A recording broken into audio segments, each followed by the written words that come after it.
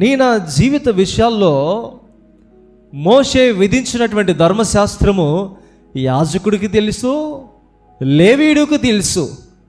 కానీ వాళ్ళు మాత్రము పొరుగు వాని పట్ల ప్రేమను చూపించే విషయంలో మాత్రము ధర్మశాస్త్రాన్ని పాటించడం లేదు.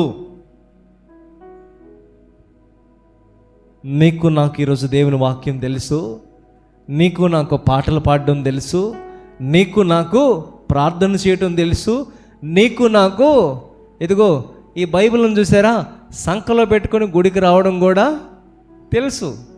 కానీ మనం ఏం చేస్తామో తెలుసా?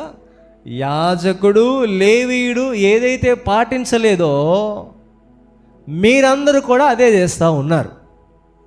నీ పొరుగువాడు ఆపదలో ఉన్నప్పుడు, నీ పొరుగువాడు గాయపడి ఉన్నప్పుడు, నీ పొరుగువాడు ఇబ్బందులో ఉన్నప్పుడు, నీ పొరుగువాడు కొరప్రాణముతో ఉన్నప్పుడు దయా దాక్షిణ్యము లేకుండా చూసి వెళ్ళే మానవత్వము లేని మనుషులు ఎంతమంది ఉన్నారండి?